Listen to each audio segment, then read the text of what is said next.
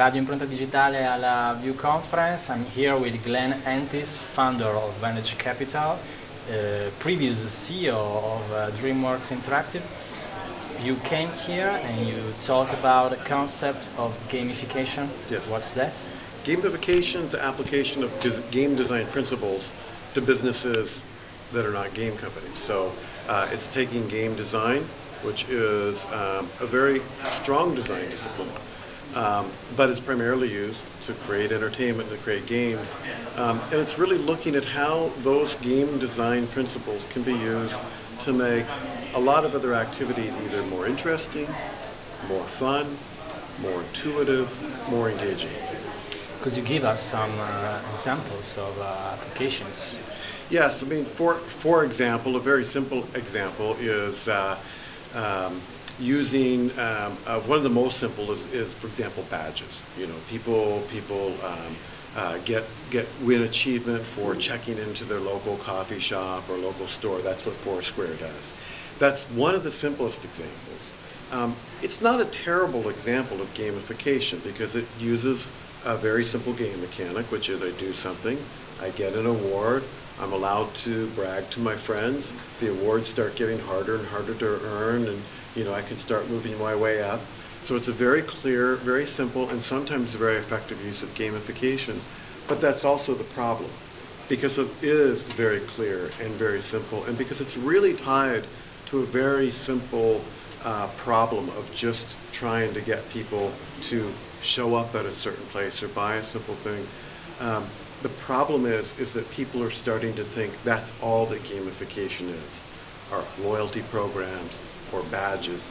And the gamification is a lot more than that, and sometimes a lot less than that. Gamification is a way of thinking about design. It's not necessarily just about badges or achievement programs. So it's different to be a game designer and a gamification designer? A game designer, in some ways the difference is very simple. A game designer makes games. A gamification designer uses game design principles to understand a different business situation. A good gamification designer is able to abstract a different, whatever business that they're working on. They can really understand the pieces. They can take those pieces apart, start to understand where the best place to either change or encourage different types of behavior, the best place to do that, and then they can apply game design principles to those processes to try to make it a stronger, more robust, more fun experience, whatever it is that they're trying to accomplish. But the key differences are a gamification designer, number one, has to want to make gamification designs, because there's a lot of game designers, they just love games, they're passionate about games, that's all they want to do is make games. They don't want to make gamification, but that's a big difference.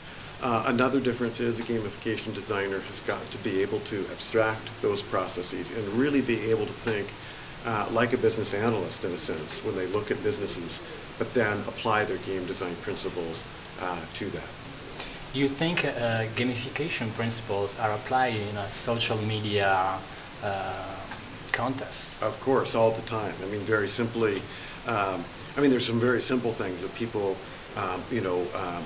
wanting to get their entries liked in Facebook, or people, at the simplest level, feeling that the number of friends that they have in LinkedIn, or the number of contacts number of contacts in LinkedIn, or the number of friends in Facebook in itself is sort of a score. But there's some very simple, in almost any kind of reputation system, for example, in Amazon, if you're a top 50 reviewer or top 100 reviewer, that is very much a game design mechanic. I think anything in the reputation systems draw at least something from game design, but that's game design in a social context then where what you're really doing is showing status of some sort or showing reputation. Then there's for example, the area of Facebook games is another very good example. There are a number of people at Zynga who will say that their focus really is, it's less about building games. It's more about having just enough gameplay to create a social situation where people really just like hanging around on their farms or in their cities or wherever. It's a social situation with just enough gameplay to kind of hold it all together.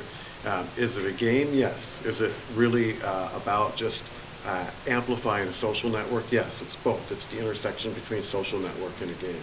So gamification can be a multiplayer too? Absolutely, absolutely, because like I say, it's really about applying game design to people's behavior in situations outside of games, and we're people.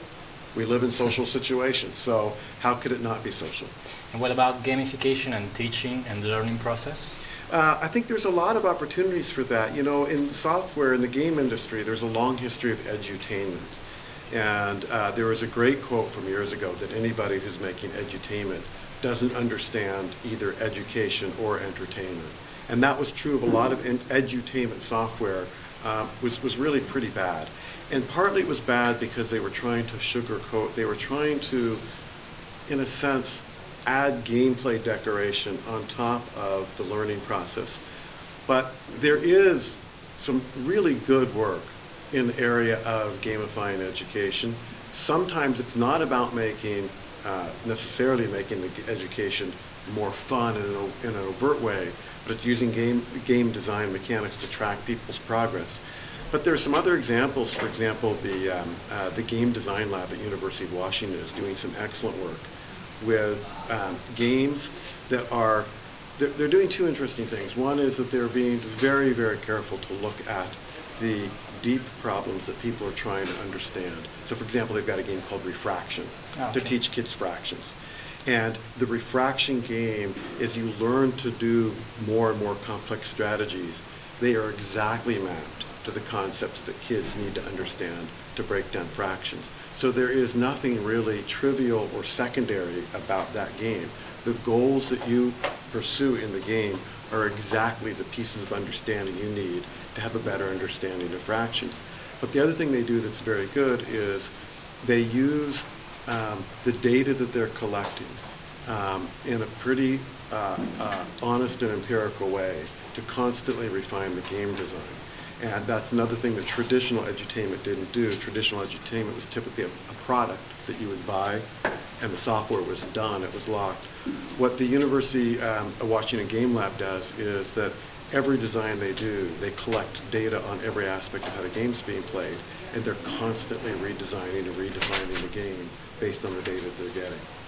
Okay, thank you so much, Glenn. Best wishes for all the gamification projects. Good. Thank you to be here. Yeah, thank you very much. Appreciate it. Bye-bye.